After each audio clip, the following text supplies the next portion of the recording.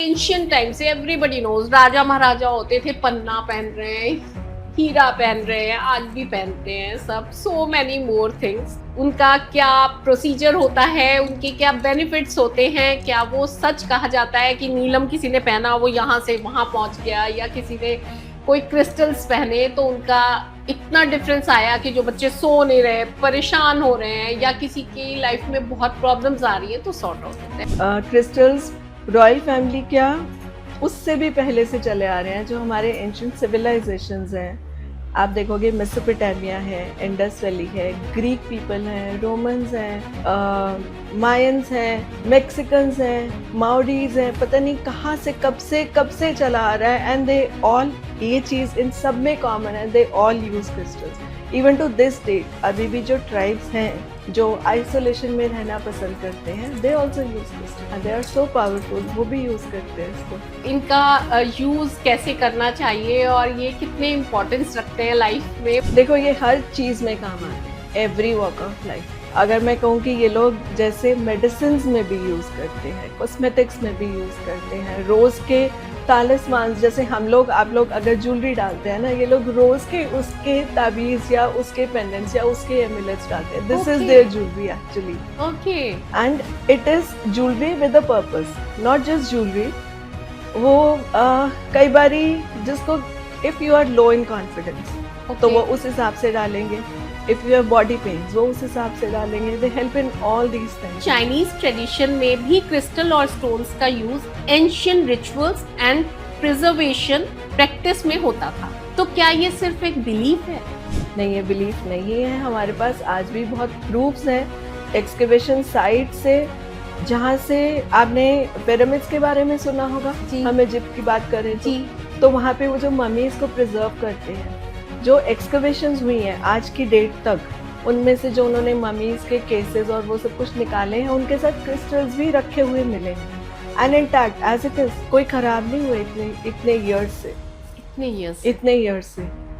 तो वो जो चीज़ नेचुरल है, एक्चुअली इट स्टेज नेचुरल ना।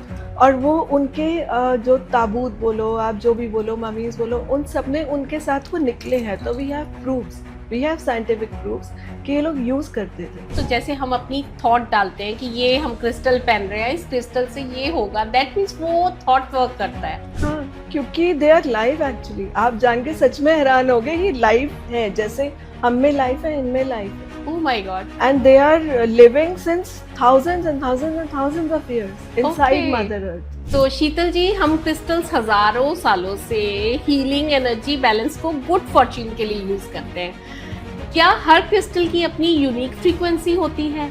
क्या ये हमारे ऑरा, चक्रास और इमोशनल स्टेट को इफेक्ट करते हैं?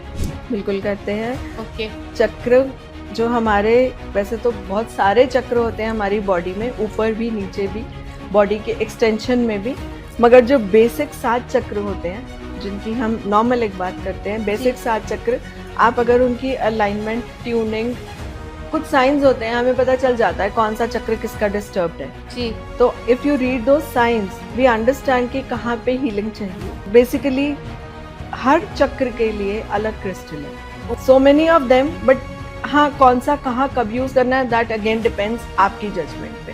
क्या ईविल आई रियल होती हैं? बिल्कुल रियल होती है, इतनी स्ट्रांग होती है कि अच्छे भले चलते बंदे को हिला देती है, अच्छे भले एक्टिव बंदे को बेड तक पहुंचा देती है। आप कहोगे ये कल तक एक्टिव था, आज he is having all this problems. मैंने एक केस पहले डिस्कस किया था, मैंने टूमुलिन ही दिया था उनको। ओके। और उनके वहाँ से, उनके घर में से वुडू डॉल्स निकली। वुडू डॉल्स होती हैं जो ब्लैक मैजिक वाली। ओके। ब्लैक मैजिक जैसे आप प्रैक्टिस करते हो, उसका एक तरीका होता है, you make those dolls and उसमें पिन्स भी घुसी हुई थी। Okay. And their child was having problems, okay. It was coming on him. तो जो वीक होगा, आप जो इजी टारगेट होगा, देखो सीधी सी बात है, जो इजी टारगेट होगा वो पकड़ा जाएगा। राइट। आप पे असर नहीं कर पा रही, आपकी ऑरा स्ट्रांग है, वो meditation and all she used to do everything, husband is also strong, बच्चा आ गया ना उसमें, उसके सर्कल में, है ना, तो वो वुडू डॉल्स निकली थी उसके घर रखी हुई।